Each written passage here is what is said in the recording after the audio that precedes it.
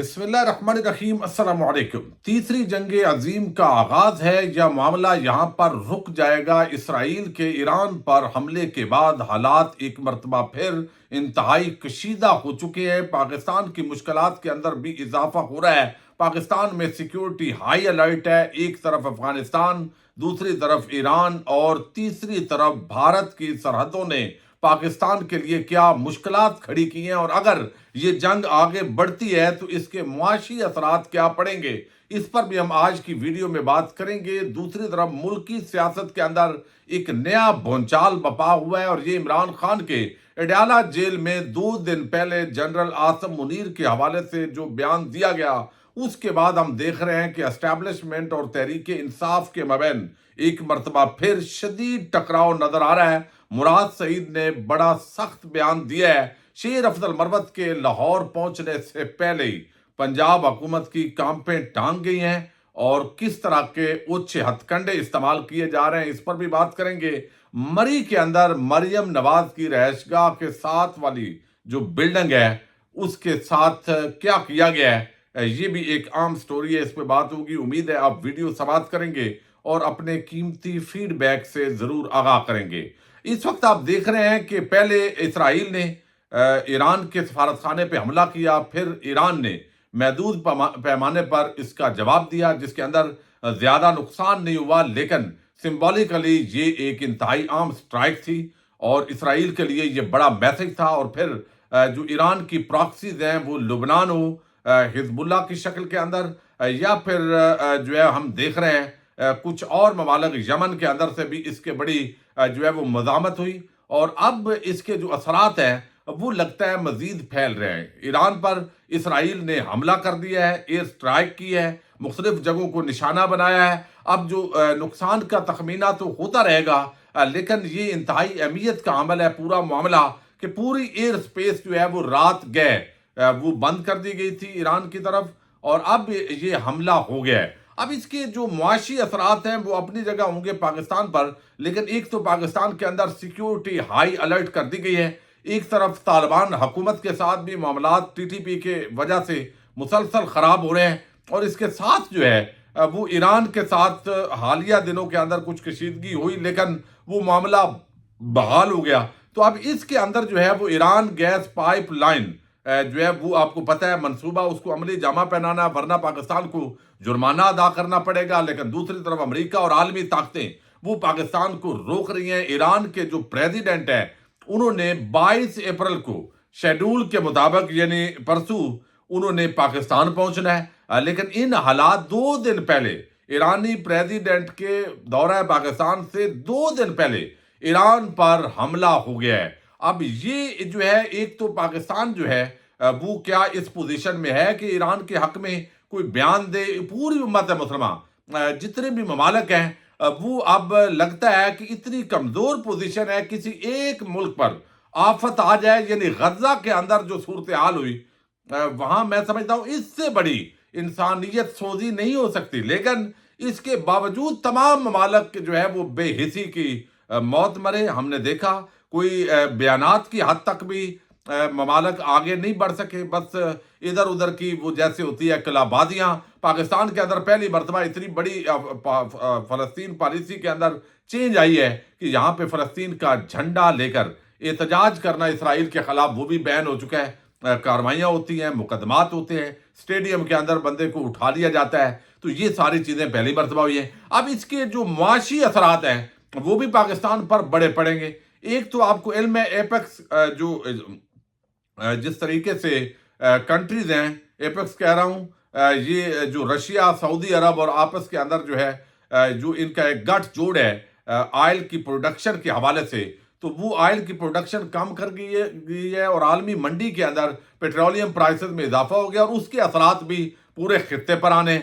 लेकिन साथ ही जो है वो यूक्रेन और रशिया की जंग के बाद हमने देखा कि ऑयल प्राइसेस बढ़ी, और अब अगर ये जंग जो है खुदा न खास्ता आगे बढ़ती है और मजीद जो है इस कशीदगी के अंदर इजाफा होता है, तो ऑयल प्राइसेस बढ़ रही हैं मुसलसल, और मजीद उसके अंदर इजाफा होगा, और उसके असरात भी मुआशी तौर पर पाकिस्तान के ऊपर भी पहुंचेंगे।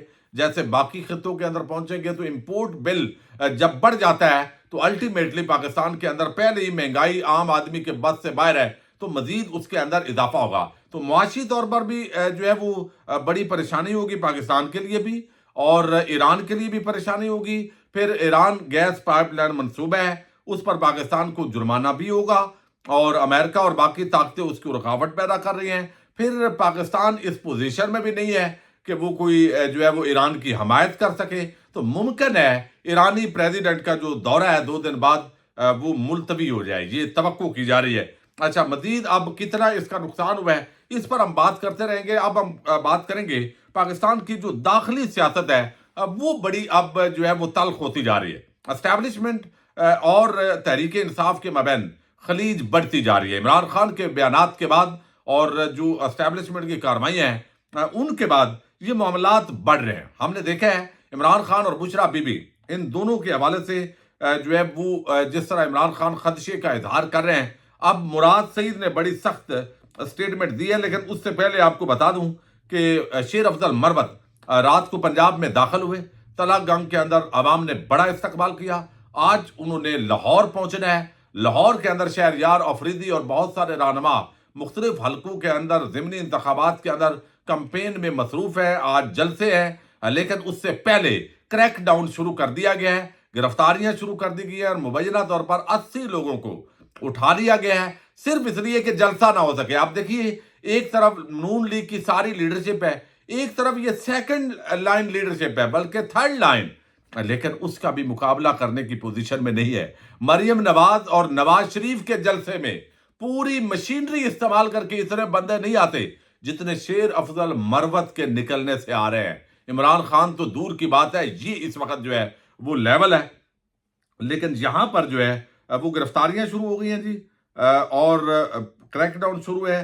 میاں شہزاد فاروق کے دفتر پر بھی چھاپا مارا گیا ہے، اور مزید یہ حالات جو ہے وہ اسی طرح خراب کیا جا رہا ہے۔ ایک اور خبر ہے جی، عادل سعید عباسی، یہ جرنلسٹ ہیں، انہوں نے یہ خبر دی ہے کہ تندور والی جو خاتون ہے مریم نواز، وزیر اعلیٰ پنجاب مریم نواز کے احکامات پر مری انتظامیہ نے اسرائیل پر حملہ کر دیا، اور مری میں مریم نواز کی رہائش گاہ کے قریب 5 مرلے پر سفید پوش آدمی کا جمع پونجی سے بنایا گیا سٹرکچر مسمار کر دیا ہے۔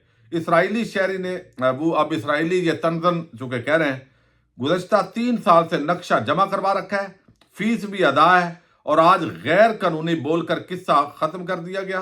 اس کے ساتھ ہی سرکاری ریٹائرڈ افسر کی غیر منظور شدہ بلڈنگ ہے جس کو انتظامیہ نے لفٹ تک نہیں کروائی۔ یہ ہوتا ہے انصاف، اور ایسے بنتے ہیں عوامی لیڈر، یعنی غریب آدمی جس نے جمع پونجی وہاں پہ لگائی، نقشہ جمع کروایا، قانونی تقاضے پورے کیے، فیس بھی دی۔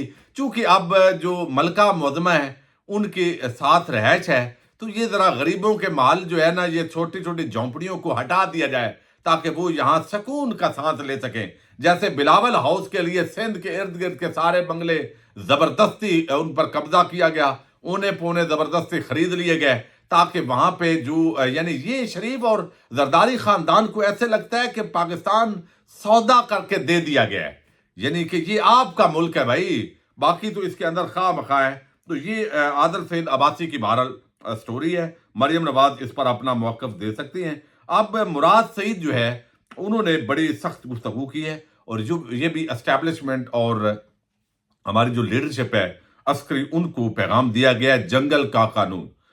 اس سے اندازہ ہوتا ہے کہ جو پولیٹیکل لیڈرشپ ہے، اور کل آپ نے دیکھا لطیف کھوسا نے بڑی سخت بات کی، انہوں نے کہا کہ اگر آرمی چیف سیاست کریں گے تو پھر ان کا نام بھی لیا جائے گا۔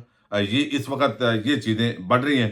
اب یہاں پہ جنگل کا قانون، مراد سعید کہتے ہیں کہ عمران خان کے ساتھ قید میں روا رکھا سلوک، جیسے انہیں نماز عید پڑھنے نہیں دی گئی، ان کی اہلیہ سے ان کی ملاقات جس ماحول میں کرائی گئی، آج ان کے وکلاء سے ان کی گفتگو کس قانون کے تحت ریکارڈ کی گئی، جیسے بشرا بی بی کو محبوس رکھا گیا، ان کے کمرے یہاں تک کہ باتھ روم تک میں کیمرے لگائے گئے ہیں، انہیں زہریلا کھانا دیا جا رہا ہے، عدالتی حکم کے برخلاف ان کے ٹیسٹ نہیں کرائے جا رہے۔ عمران خان کو دباؤ میں لانے کے لیے عدالتوں کے ہاتھ پاؤں باندھ کر ان کی اور خان صاحب کی زندگی کے ساتھ جو خطرناک کھیل کھیلا جا رہا ہے، یہ حیوانیت جن کی اناؤں کی تسکین کے لیے روا ہے، کیا انہیں اپنی موت بھول گئی ہے، یا دائمی عہدوں کی ہوس آب حیات میں پی آئے ہیں؟ کیا پاکستان کی عوام اپنے خون پسینے، یہ بڑا عام جملہ انہوں نے لکھا ہے مانی خیز، وہ کہتے ہیں کیا پاکستان کی عوام اپنے خون پسینے کی کمائی سے کسی ایک شخص کی ذاتی ملائشیا پال رہی ہے کہ جو اس کی منشا پر پوری قوم کو یرغمال بنا دیا گیا ہے؟ یہ بڑا جو ہے نا، میں سمجھتا ہوں یہ اس سے آگے اندازہ ہوتا ہے کہ تحریک انصاف کے جو راستے بند کیے جا رہے ہیں، جو کارروائیاں کی جا رہی ہیں، آنے والے دنوں کے اندر اس تلخی میں کس سطح کا اضافہ ہونے جا رہا ہے۔ چونکہ ذاتی ملائشیا کا لفظ استعمال کیا ہے، چونکہ ٹیکس پیئر کے پیسے پہ جب ادارے، آپ پولیس دیکھتے ہیں، دیگر ادارے ہیں، تو جب تنخواہ پاکستانی قوم دیتی ہے تو اسی قوم کے مینڈیٹ کو اڑا دیا جائے اور سامنے کھڑا ہو جائے اس قوم کے سامنے، تو پھر یہ چیزیں جو ہے مزید تلخی کی طرف جاتی ہیں۔ اب یہاں پہ انہوں نے کہا ہے کہ کیا پاکستان کی عوام اپنے خون پسینے کی کمائی سے کسی ایک شخص کی ذاتی ملائشیا پال رہی ہے کہ جو اس کی منشا پر پوری قوم کو یرغمال بنا دیا گیا ہے؟ ججوں سے لے کر سیاستدانوں اور بیوروکریٹس تک 24 کروڑ کے گھر، کاروبار، جان، عزت، مال، اولاد، کچھ محفوظ نہیں۔ سوال اٹھانے والے زیر عتاب، رائے نجات دکھانے والے مقید، اور کس کی خدائی ہے یہ جو سمجھتا ہے کہ اسے زوال نہیں آئے گا۔ یہ جو ہے وہ انہوں نے ظاہر ہے اسٹیبلشمنٹ پر تنقید کی ہے۔ تو اس سے اندازہ ہوتا ہے کہ جو معاملات ہیں وہ گھمبیر ہوتے دکھائی دے رہے ہیں، اور دوسری طرف تحریک انصاف اور عمران خان کے خلاف جو کارروائیاں ہیں وہ مزید جو ہے وہ تیز ہو گئی ہیں۔ دیکھتے ہیں آنے والے دنوں کے اندر کیا ہوتا ہے۔ پاکستان زندہ باد، پاک فوج پائندہ باد۔